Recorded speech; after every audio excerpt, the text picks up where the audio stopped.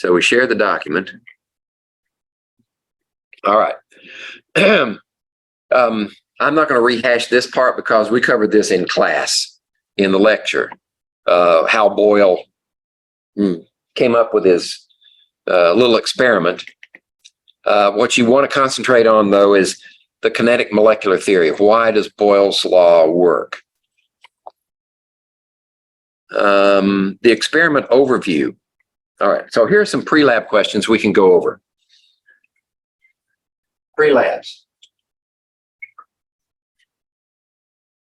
Pre-lab questions. 1. According to our modern understanding of the gas laws, there are 4 measurable properties, variables of gas, and I made extra effort to focus your attention on those 4 factors. These variables are pressure, volume, temperature, and number of moles. In Boyle's experiment, which 2 variables were held constant? Well, if pressure, volume, moles, and temperature are the variables, and Boyle is interested in the variables pressure and volume, that means moles and temperature must be held constant.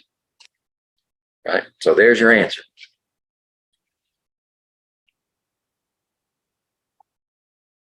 Let's see. See if this one will work. I see that one. It's kind of faint. Let me get another marker, different marker. Ah, blue. There we go. Okay, 2. Fill in the blanks to summarize the relationship among gas properties in Boyle's experiment. For a fixed blank of gas at constant blank, the blank of the gas increases as the blank of its container decreases. That's another way of answering the first question. For a fixed number of moles of gas, amount of gas, at constant temperature, the pressure of the gas increases as the volume, or actually it'd be better to say it, the volume of the gas increases as the pressure decreases, right? This is Boyle's law. Pressure times volume is a constant. So when your product is equal to a constant, the variables are inversely related to one another. Okay, that was 2. How about 3? Pressure is defined in physics as force divided by area. So pressure equals force per unit area. Okay. According to the kinetic molecular theory, the particles in a gas are constantly moving and colliding with the walls of their container. Okay. The pressure of the gas is related to the total force exerted by the individual collisions. Use the kinetic theory to explain the result of Boyle's experiment. Well, if the pressure is related to the total force, and the area, how do we increase the pressure of a gas? Decrease the volume, don't we? So if you decrease the volume, what are you doing to the area? The area is also decreasing. The area gets smaller. Even in a cylinder, there's less area for the walls. Even though the piston is the same and the bottom is the same, the walls are decreasing in area. So this one is decreasing, but the total force of the impacts are the same because you've got the same number of molecules striking a smaller area. So the force stays constant, striking a smaller area. So as this one gets smaller, then you have an increase in pressure. What you're seeing is more frequent impacts because as the area decreases from, say, this much to that much to that much, then you have the same number of molecules impacting the surface. And that increases the pressure. Okay, that was number 3. Let's see. Oh, we got a 4. Let's see. Is that it? Yeah, 4 is the last pre-lab question. So the pressure scale on a tire gauge is marked in units of pounds per square inch. PSI equals pounds per square inch. The scale starts at 0 when the gauge is exposed to the surrounding air. This means that the total pressure is equal to the gauge pressure plus the atmospheric pressure. So inside our device, we've got a pressure vessel, 2-liter bottle, right? And we've got a syringe in here that has been capped off at the end. And then we've got that's the barrel of the syringe, and then the moving part of the syringe sticks out like that. And we've got trapped air inside with volume markings on it. So we increase the pressure in here by fitting a cap with a valve on it, and then we increase the pressure. Right? Okay. So when we increase the pressure, that forces this plunger down. Right? The volume decreases as the pressure increases. But what's the total pressure? The total pressure on that thing is the measured pressure, or the gauge pressure, plus atmospheric pressure. Okay? That's what this problem is saying in the very beginning. So the standard atmospheric pressure is 14.7 pounds per square inch.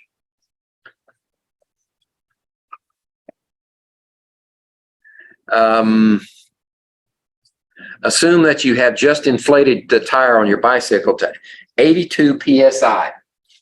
So we've got 82 psi inside the tire. That's high pressure.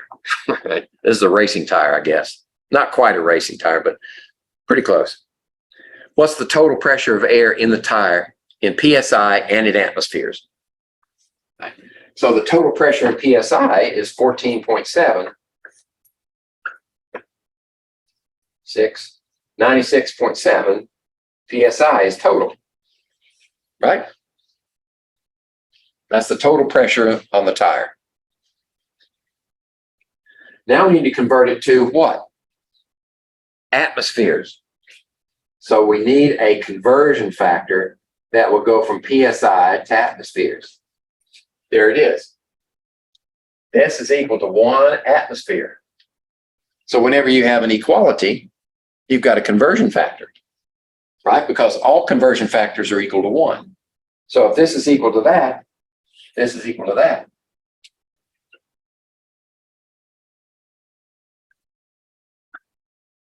Then that's equal to 1. So, here's the problem. No, that was right. That was right. 1 atmosphere on top and 14.7 atmospheres on the bottom, because this is in the numerator. PSI. There we go. PSI cancels and leaves you with atmosphere. So 96.7, right? 96.7 divided by 14.7 is what? 6.3 significant figures? 6.58.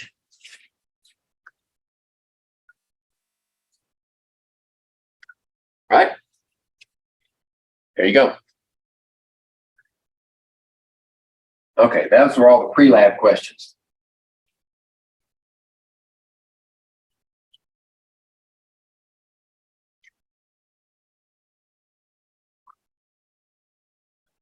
So, have you read the experiment yet? You know what we're doing? Okay.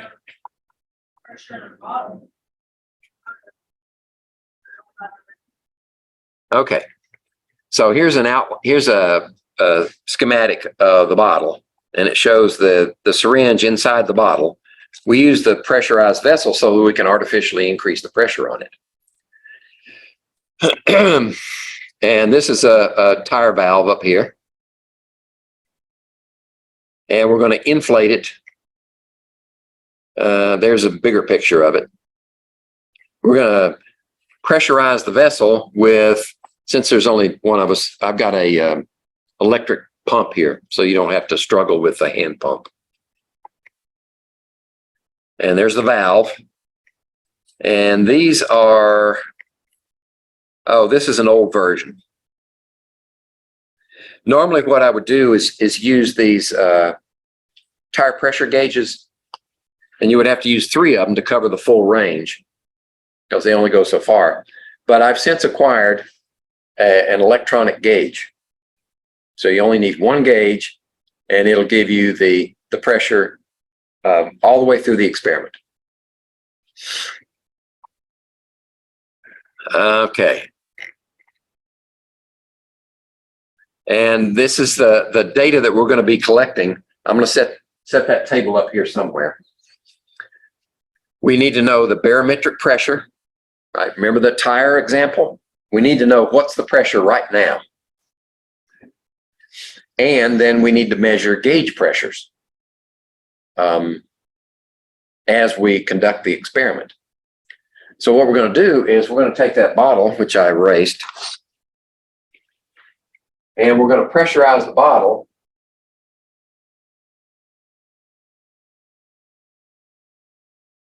We're going to pressurize the bottle to, say, about 60 psi. Right. These bottles, these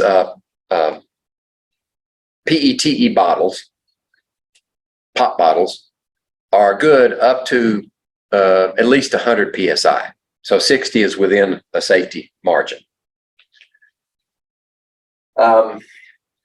Actually, we don't even have to go to 60. We've got this syringe in here that's blocked off at the end, and with a plunger in it. And we're going to go down to about 1 milliliter volume. Right. Once we get to 1 milliliter, we can stop. And that pressurizes, that's where we start. We start with the pressure that's measured in here. And what you do is, once you've pressurized it, you don't read the volume first. You can see through the bottle, so you can read the volume on your syringe.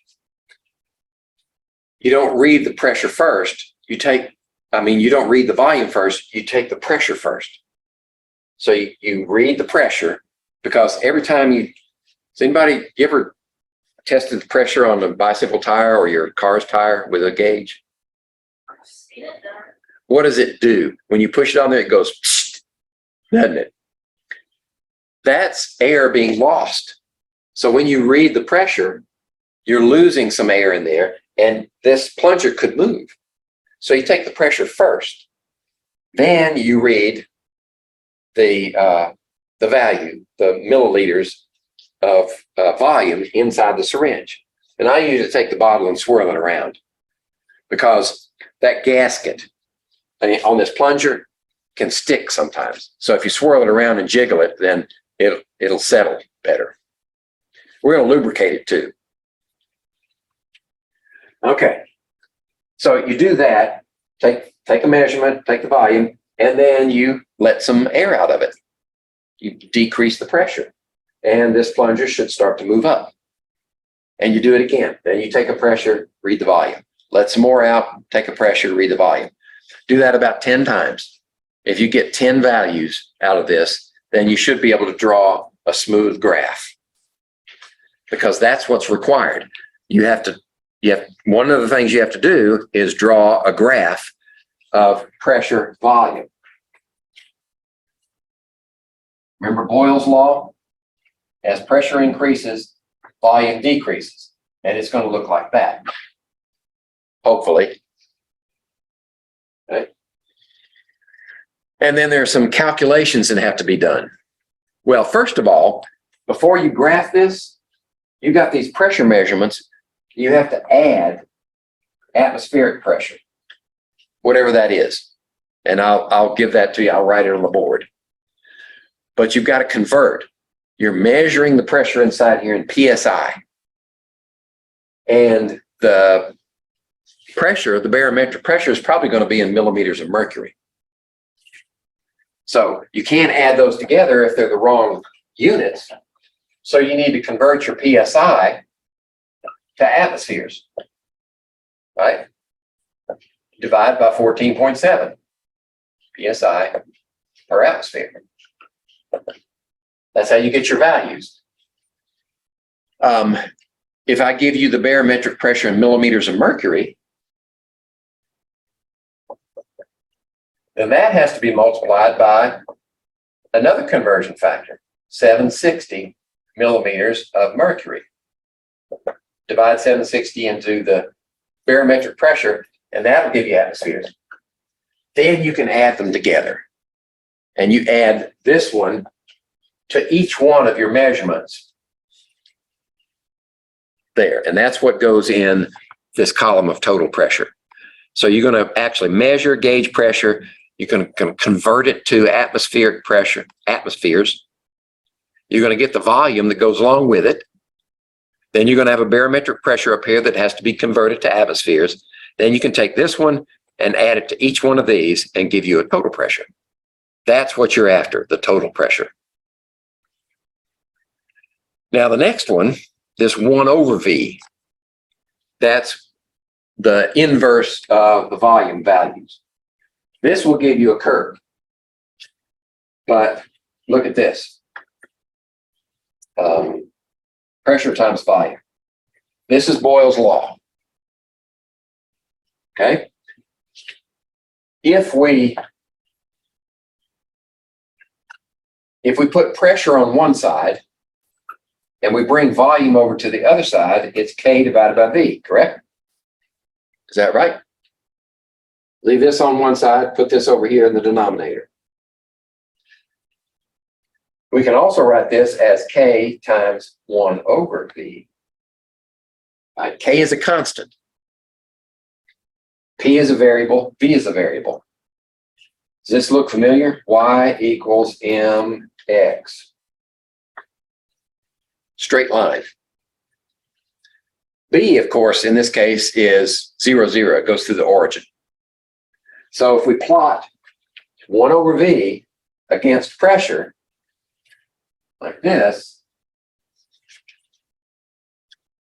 the units here will be in milliliters, right? What are the units of 1 over V? Milliliters to the minus 1. Because anything you do to the number, you do to the unit also.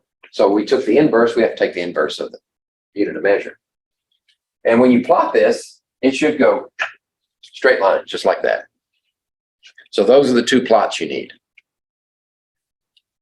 This one, the raw data, and this one, the converted data. That's what this column is for right here. Now, we're going to do something else also. We're going to take the total pressure times the volume, and it'll give us a value right here. Pressure times volume will give us a value. Now, all things being perfect, every one of these values should be the same. But we have experimental error, so they're not going to be the same. But you will get a pressure times volume, atmosphere milliliters, all the way down for every measurement you make. So what do you do with that? Well, you go to the bottom here. You take the average. That's what P times V with a bar over it, right? In statistics, a bar over something means the mean. So you just add them all up and divide by the total number of measurements. And that gives you P times V average value. That goes in this place right here. Okay. Then we take that average value and we go up here and we subtract it from this value. So that average value subtracted from P times V will give you a value over here. Now, it could be a positive number, it could be a negative number. We don't care about the sign. We want the absolute value. So throw away the negatives and just keep the numbers. And this will be the differences of each of your P times V from the average, and you'll get a list of values there. So when you get those values, take their average, add them all together, and divide by the total number. Okay? Now what do you do with the average from this thing? You get a value here. You just can't. These things are cheap. You get an average P times V, and then you also have an average of the difference. All right, so this P times V minus P times V average, absolute value, you get those, and you take the average of this one. So take the average of this one and divide it by the P times V average times 100. That's what goes in relative error. That's percent. Okay?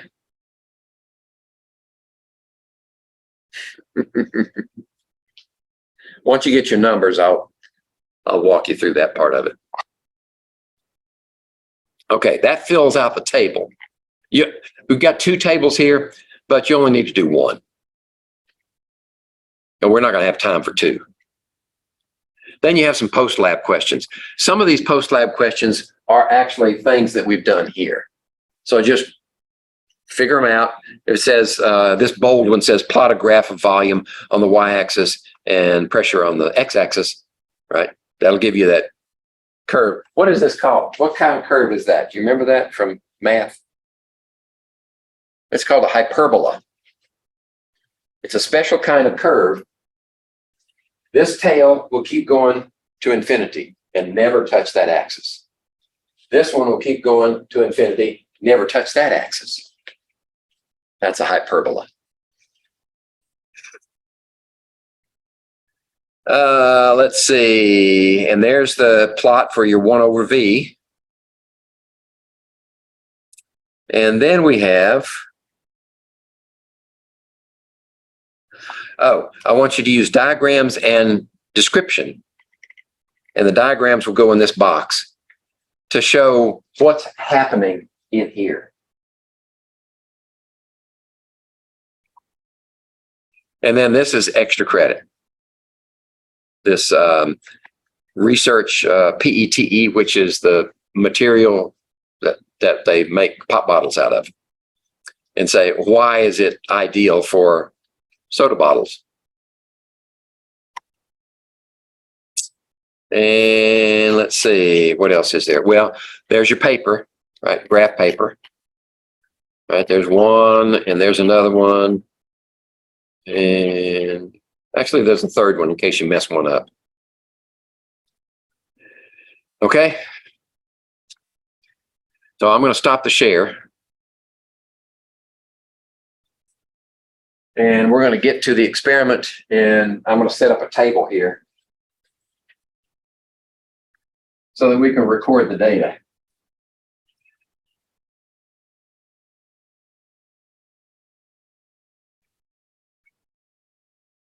We should be able to do it in the time left.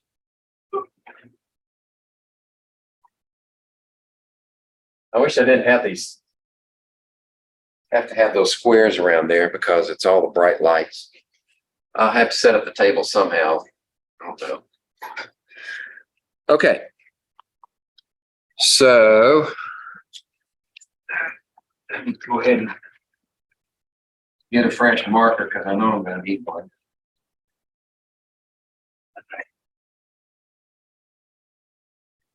Okay. Here. You can read the method a little bit if you have any questions there. Let's see, we've got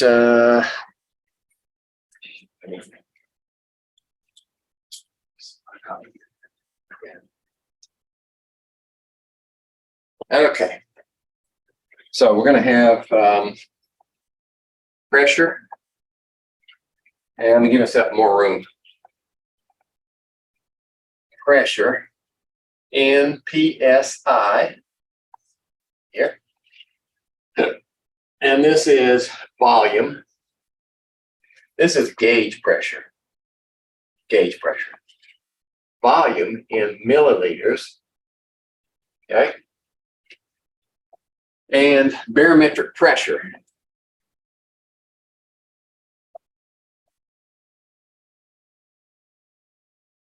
I need to read that off my phone. I got one of these newfangled phones that has a pressure sensor in it, so I can read it off of the phone. One I had before this wouldn't do that. Let's see, where am I? Travel weather. Nope. Why didn't I put it there?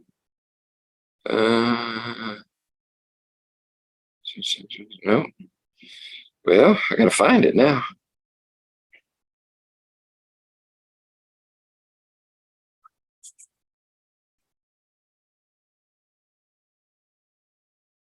Well,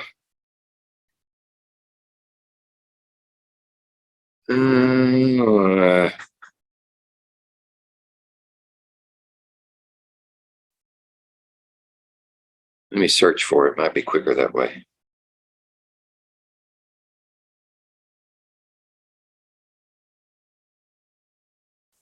Nope.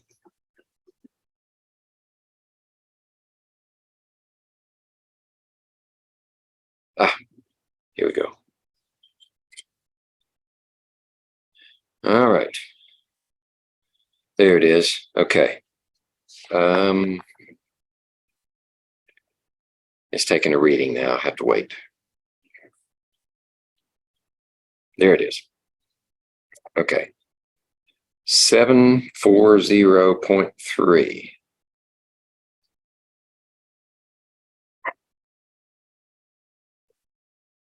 Seven, 4, 0.3 millimeters mercury. Okay. Conversion factors. 1 atmosphere equals 14.7 psi, and 1 atmosphere equals 760 millimeters of mercury. There we go. There. Okay. So now we start taking measurements. 2.0. Okay. So 66.3 and 2.0 milliliters.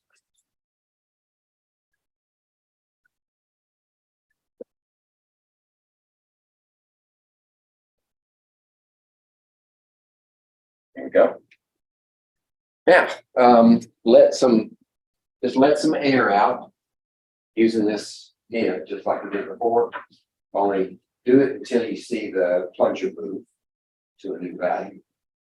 Say, do a half.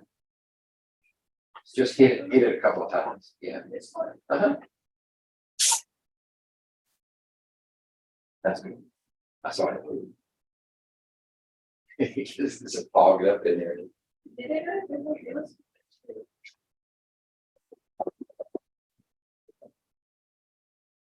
Well, if you're reading it on this side of the black ring, it moved to about 2.25 or 2.3. You got to read it on the same place every time. The first time we said it was on 2 because the right-hand side of that black gasket is sitting on 2. So now it's sitting on about 2.3. So that would be the new. Well, no, because we haven't measured this yet. So try this.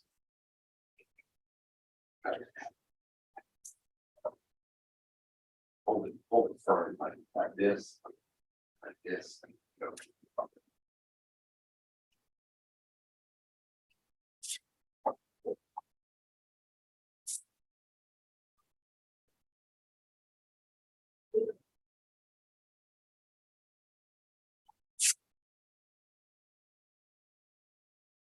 No. 43.2. Then we read the bottom. Has moved. So it's like 240. 75. Yeah, 2.7. 43 to 2.7.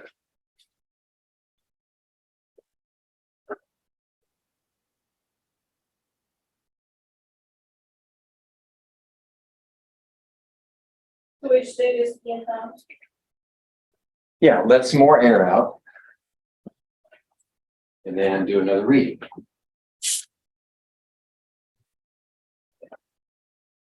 Press the screen back up. There you go. All right. You hold the back foot. Yeah, hold it firm. I mean, just wrap my hand around it like that. And hold everything down. There you go. That's 33.6. And volume.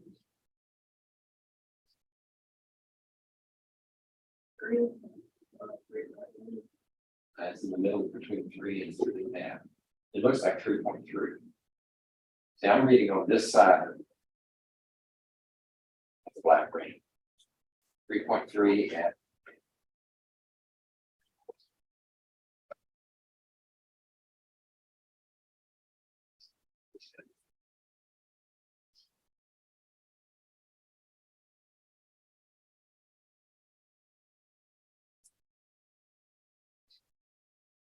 February.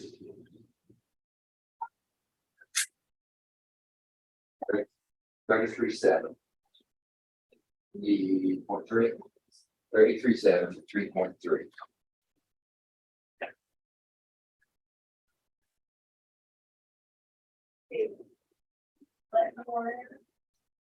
Uh-huh.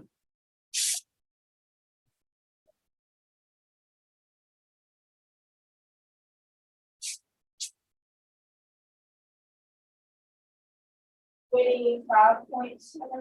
25.7. Okay.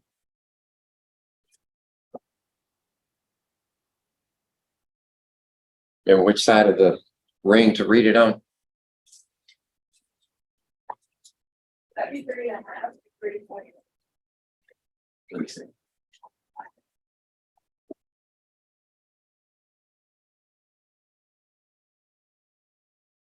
That would be That's closer. 3.5 is this side. You want this side. It's 3.1. Yeah, 3.8 is this.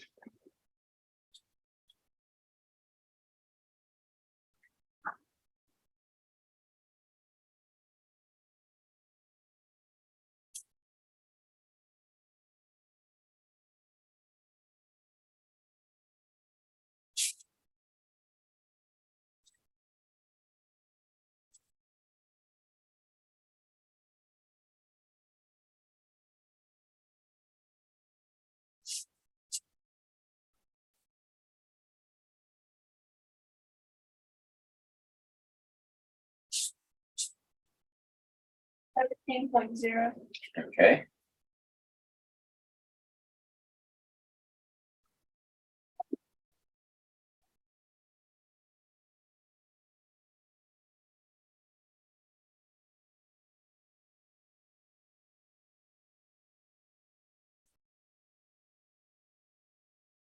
What you got?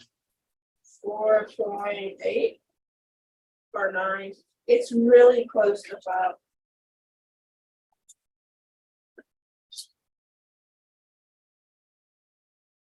Oh,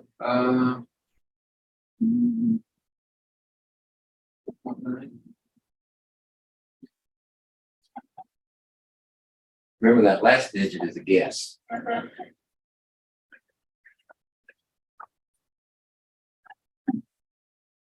Okay.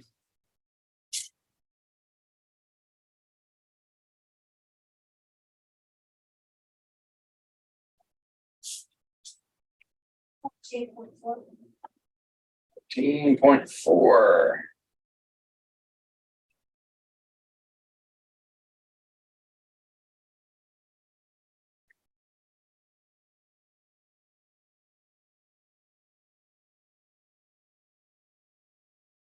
What more? Okay.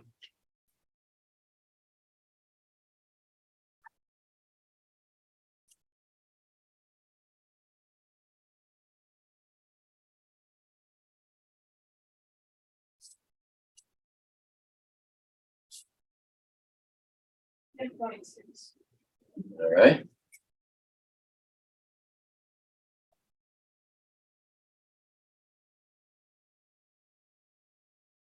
Right on 6. Right on 6.0. Okay.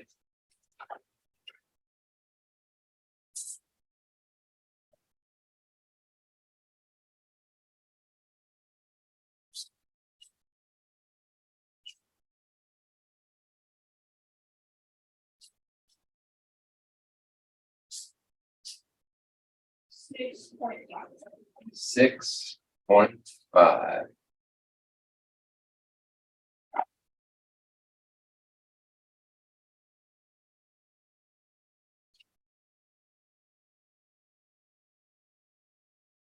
seven point 2. 7.2. Okay.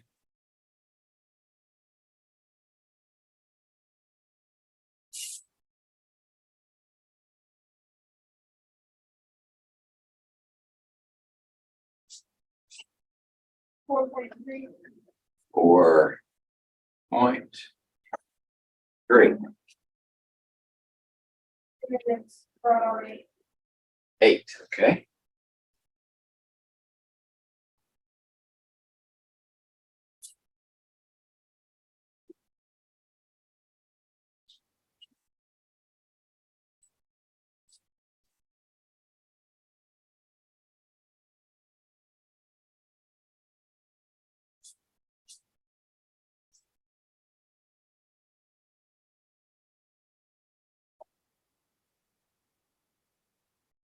Won't read.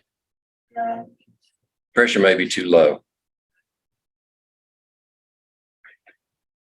Let me see. It could be too low to gauge what reading.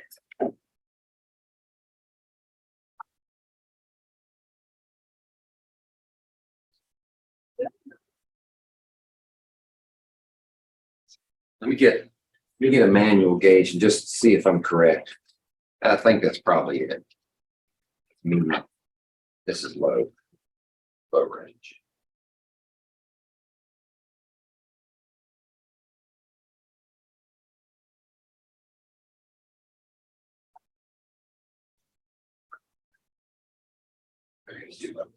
Okay, so what you do now is you get your zero pressure gauge pressure reading.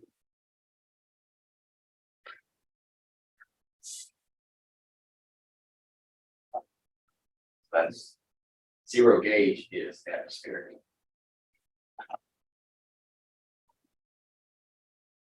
So this one, go ahead and read that volume. And this one will be zero gauge pressure.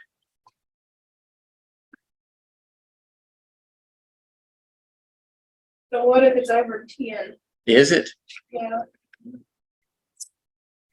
It'll lie around the. Okay.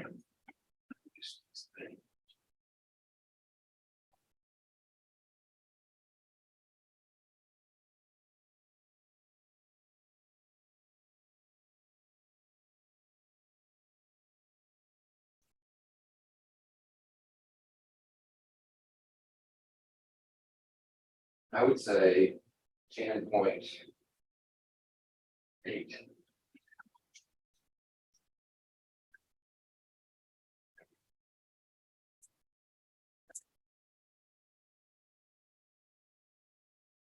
There's all our data.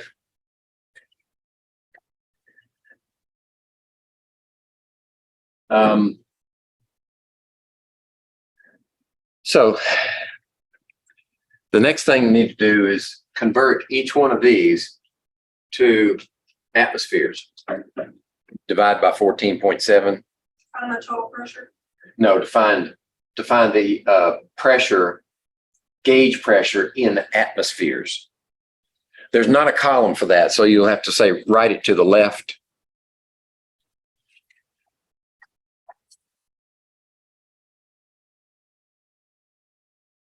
So you would take this first one and divide it by 14.7. 66.3 and 14.7 would be 4.51. This is gauge in atmospheres. 4.51. You just divide each one of these by 14.7.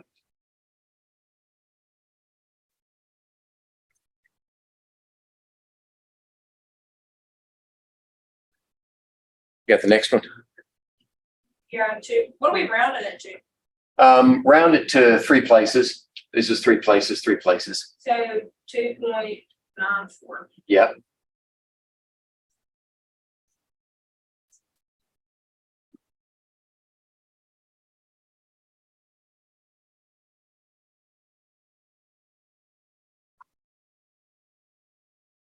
$2.29. Uh-huh.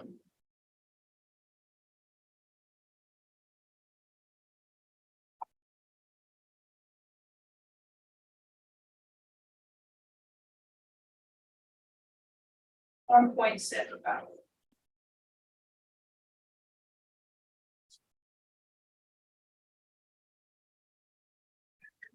And 1.16. Okay.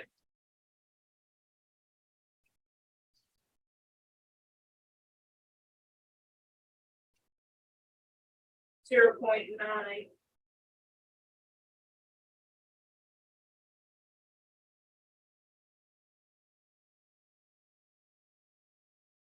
$0.72.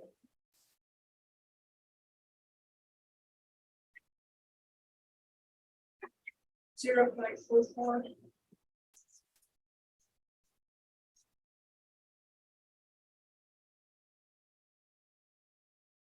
$0.29.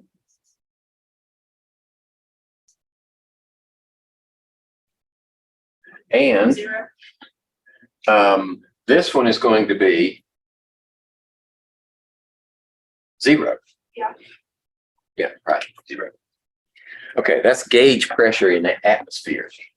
So what's this one in atmospheres? Divide by 760.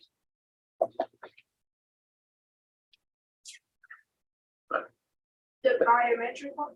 They're barometric, yeah. That pressure is being exerted on the vessel all the way through. It's the same on each one of these. 0.97. Say again? 0.97. Give me 3. 0.974. Okay. Yeah, 97 is probably better because when you add to this one, it only goes to 2 digits. So the next one is the total in atmospheres. So you would add this one to every one of these. And that'll give you the total pressure for each one. You can chop it off at 97, that's fine. 0.9, 97. yeah, 0.97 is okay. 2.97. This one, 4.51 plus 0.97? Hey, we're not adding the volume, we're adding the, Yeah, where your columns are side by side, I looked at mine and they're different. Never mind. all right, there's no column for this. Yeah, I mean, It would be over here. You're adding apples and oranges. yeah. 5.48. Okay.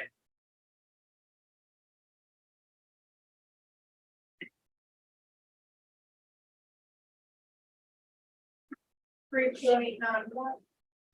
Okay.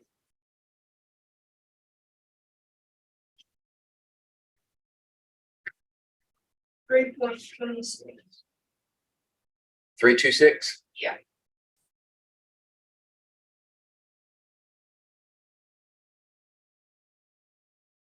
$2.72.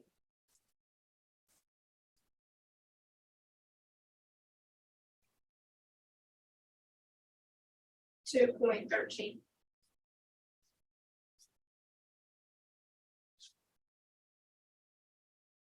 $1.95.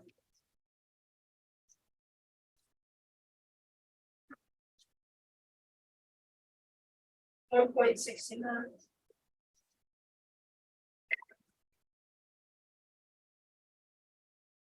0.41.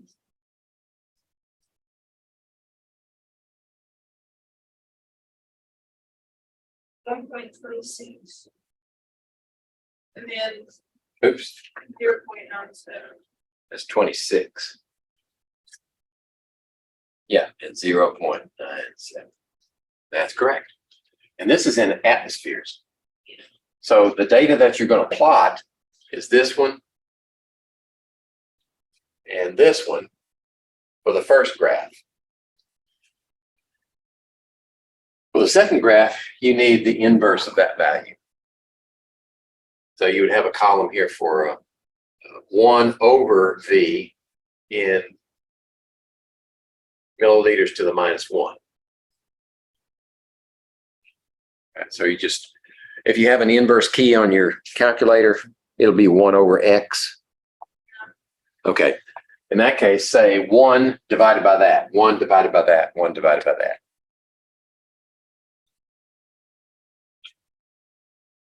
You sure you don't have, oh, is that your phone?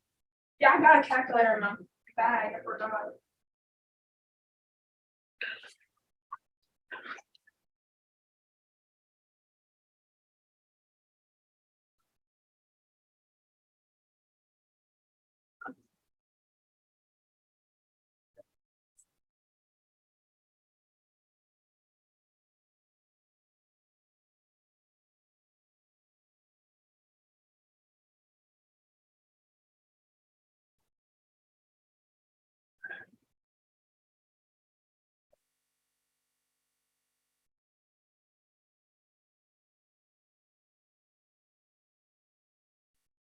What is it on the calculator?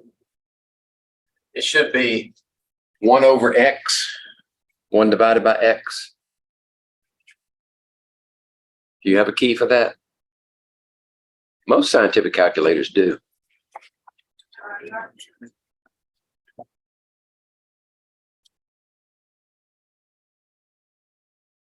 Let's see. It's not a one. Oh, it's X to the -1. So just hit that and then December. Yeah, or I don't know how your calculator works, but the number in first and then you hit that key. Hit 2 and then hit that key. 2. Yeah, hit that key. Then enter. Oh, I guess that. 45. That's right.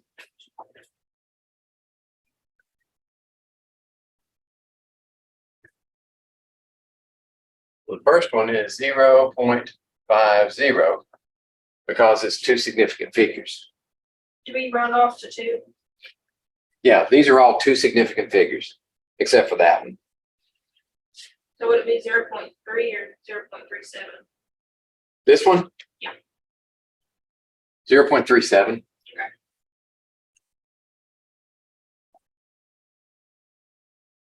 The next one is 0.30. Exactly 3.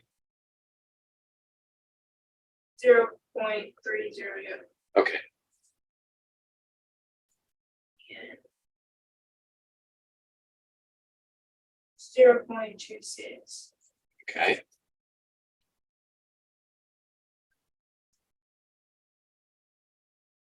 Zero point 20. Okay. 4.9.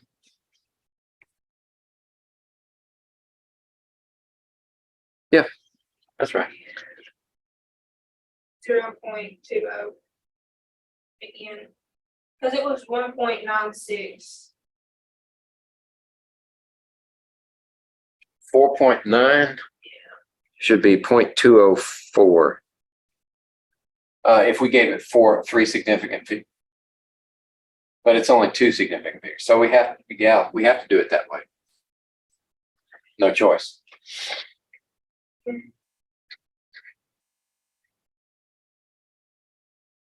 One point 0.17. Mm-hmm.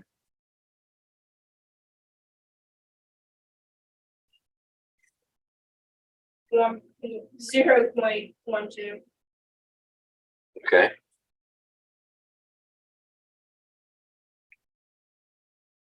.13. Wait a minute. 8.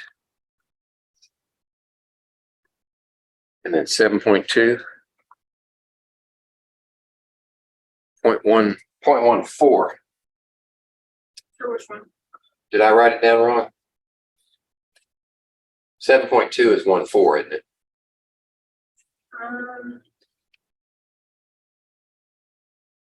Yeah. Okay. And then this one is 1.3.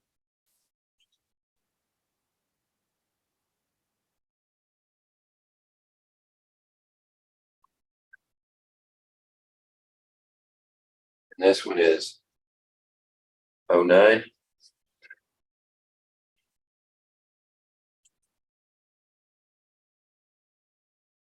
Okay. Okay. When you plot this one's going to give you some trouble because you're plotting this pressure against that one. And these are not the same, but these are. So those are going to be off of the trend line. But that's okay. It happens. Okay. So next we need total pressure times volume. 2 times 5.48.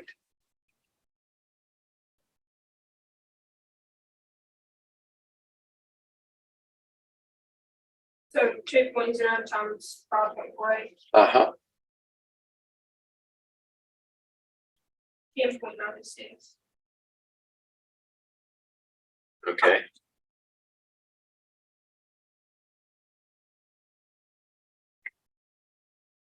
$10.56. Okay.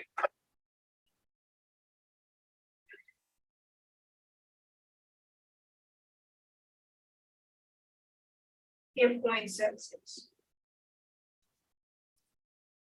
Looking good so far.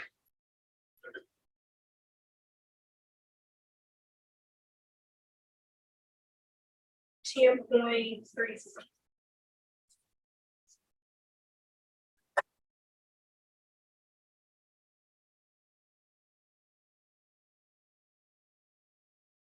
$10.44.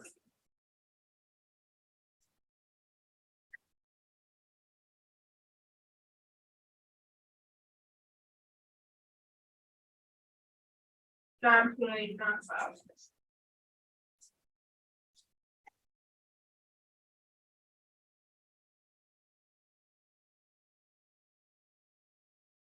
$10.14.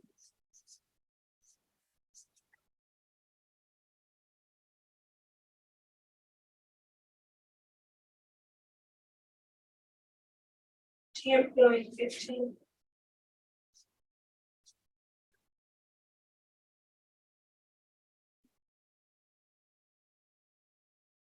$10.08.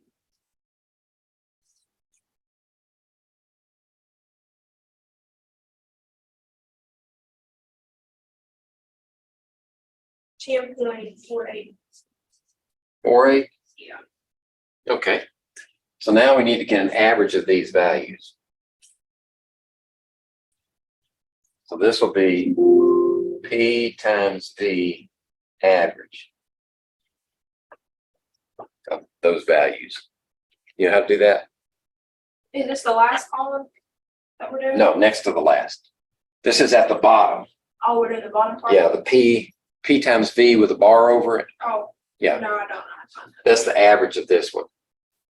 You add them all together? Yeah, add them all together and divide by 1, 2, 3, 4, 5, 6, 7, 8, 9, 10. Divide by 10.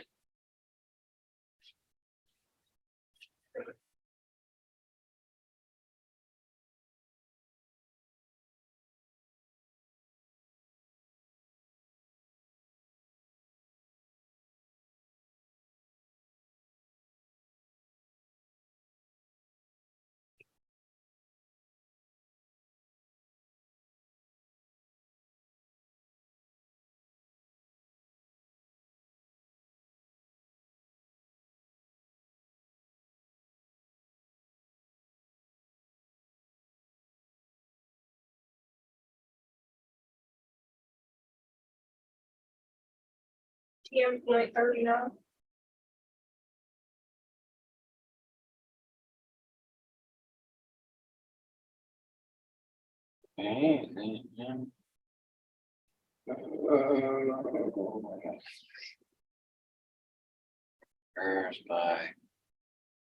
Where's the right button?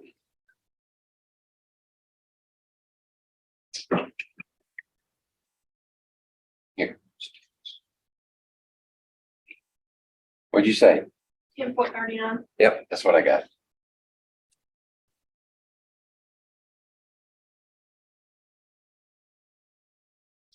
Okay.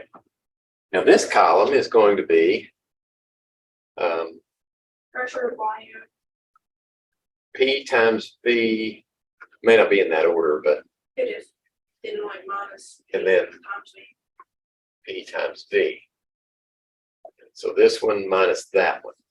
So that means this one subtracted. But it doesn't matter. You want the, even if it's a negative number, we only want the positive. So you can say this one minus that one, this one minus that one, this one minus that one, this one minus that one. That's all. Yeah. And we have a set of those numbers.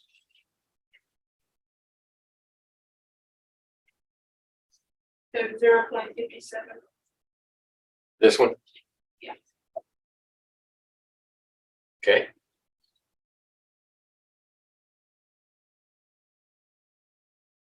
.17. Okay.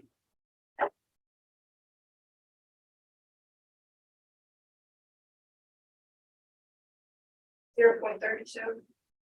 Okay.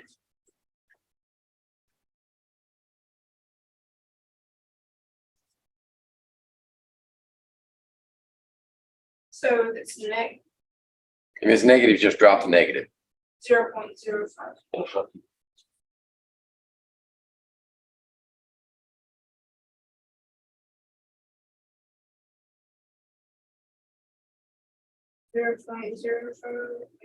Mm-hmm.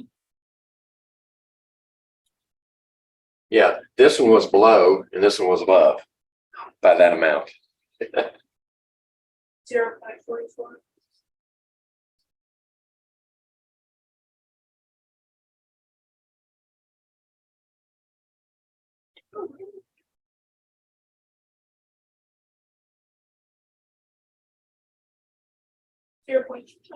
Uh-huh.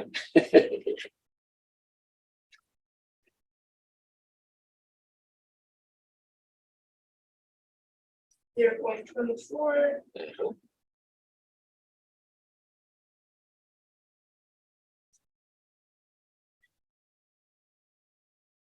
Zero point 31.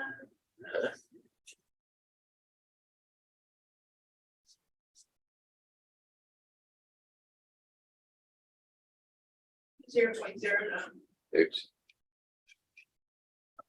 I tried to do that with my head and got it wrong. Okay, now we need an average of this one.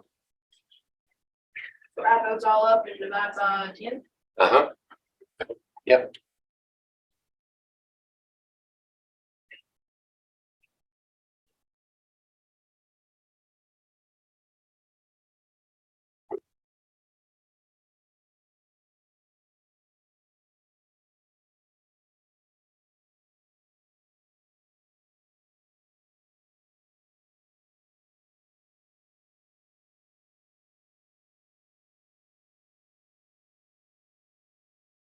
Zero point 25.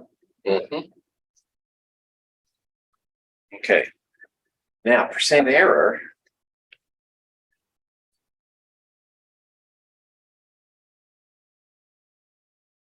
Percent error is that X bar value divided by the P times V bar value times 100. So that would be 0.25 divided by 10.39 times 100. 2.41. 2.4%. Yeah, 2.4%. We just round it off. And that's it. Your table's finished. Nice. That's good. 2.4% is not bad at all. The ones that threw us off were this one and these two. No, this one. 0.57 and 0.44. Without those, we would have probably got below 1%. But that's good.